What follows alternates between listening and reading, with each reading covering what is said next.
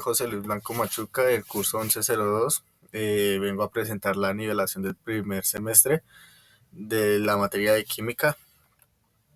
¿De qué manera se clasifica la materia? Se clasifica de dos maneras, de sustancias puras y mezclas. Las sustancias puras son unas que son una sola composición que tienen y no se pueden separar por medio de físico y se dividen entre elementos y compuestos. Los elementos son los que no se pueden descomponer con sustancias más simples, más que los compuestos. Están formados por dos o más elementos, pero se puede descomponer en sustancias más sencillas.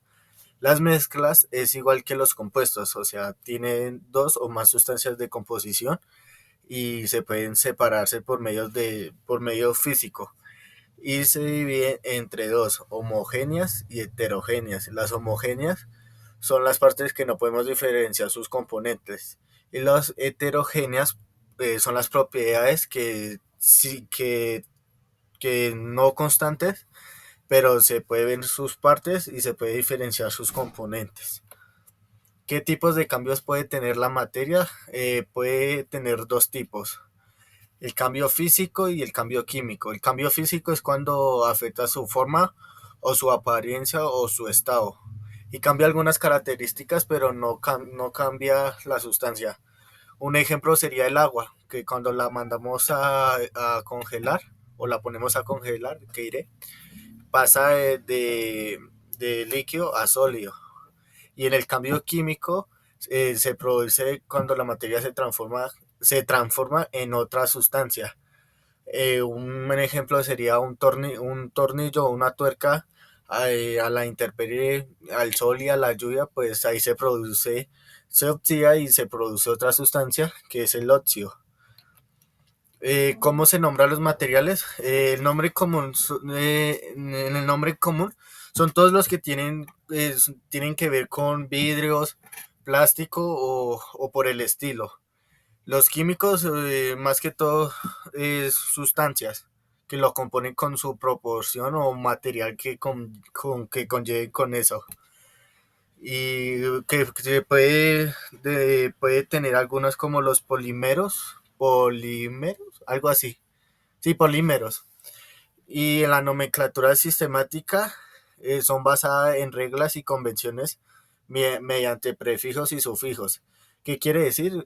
Puede decir que se puede establecer con sufijos o prefijos como benceno, alcano, entre otros. Y el nombre técnico científico, para ser más preciso o detallado, son como el término de la estructura, como cuando uno ve una estructura y pues uno puede decir que está hecha por tal cosa y así por el estilo, como cuando vemos una carretera, pues uno puede ser más preciso porque uno puede decir que está hecho de asfalto y ya, pero son así, las de técnico, nombre técnico o científico. ¿Qué relación existe entre el estado gaseoso de la materia y el átomo? Pues que en la materia es la poca fuerza de atracción y no se pueden unirse fácilmente, o sea, se mueven pero no se chocan, más que en el átomo sí se chocan, sí se mueven de manera aleatoria y caótica, o sea, se colisionan entre sí y se pueden ver en las paredes de los recipientes cuando uno ve o toma una muestra de un estado gaseoso. Pero en sí, la relación entre esos dos es que en la materia son más, o sea, no, si no se unen tan fácilmente, más que en los átomos, si se colisionan y se chocan entre ellas. ¿Y qué sustancias químicas son constitutivas para los seres vivos en la Tierra? Para mí son el agua, los carbohidratos, el hierro y y el ADN, pues para los seres vivos en la Tierra, para mi pensar, serían las sustancias más constitutivas hasta el momento por mi pensamiento. Y las proteínas.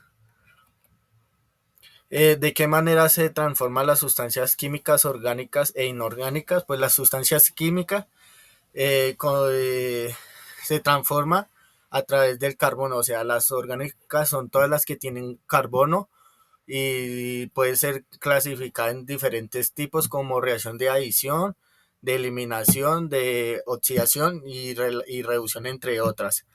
Las sustancias químicas inorgánicas son aquellas que no contienen nada de carbono y que pueden experimentar diversas transformaciones químicas de igual manera como la sustancia química orgánica, o sea, puede ser también igual clasificada, pero en sí las sustancias inorgánicas son las que no tienen carbono. ¿Qué son los hidrocarburos? Los hidrocarburos están compuestos con químicos formados. eh, son formados por un carbono y un hidrógeno. Y podemos, o sea, los hidrocarburos parecen los combustibles fósiles en el gas natural, en el petróleo y en el carbón.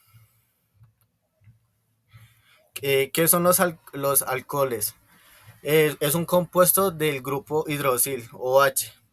Es un carbono que, es decir, está enlazado, pero se encuentra enlazado con un carbono y con cuatro átomos. ¿Y qué quiere decir esto? Que no puede, o sea, no existe ningún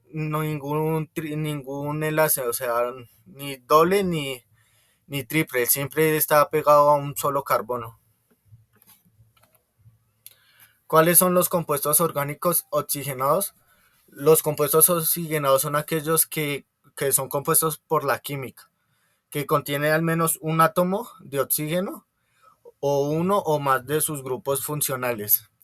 Los compuestos oxigenados son los alcoholes, lo- eh, los aldehídos, las cetonas, los ésteres y los ácidos carboxílicos, carboxílicos que diré.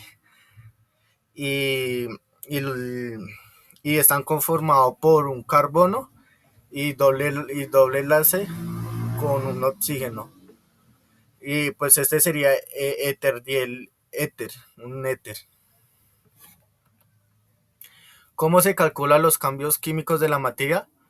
Uno, podemos medir las proporciones de las sustancias reaccionantes y formados y se utiliza la unidad de mol. La segunda, balancear el número de los reactivos y los productos que deben ser iguales al número de átomos de los reactivos y del producto. Y el tercer paso sería calcular la masa y, y los cambios. Aquí yo puse una imagen que serían los cambios, que el primer cambio sería el de oxidación, que es cuando se produce una sustancia que es combinada con el oxígeno. La segunda es la combustión, que es especial la oxidación, pero es muy rápida, como cuando hay mucho, o sea, donde no se desprende tanto la calor. Y las reacciones químicas de la vida sería la fotosíntesis, cuando hacen las plantas, y la respiración celular, y las reacciones químicas en las industrias, que, o sea, son las que convierten sustancias diferentes y útiles. Y gracias por su atención.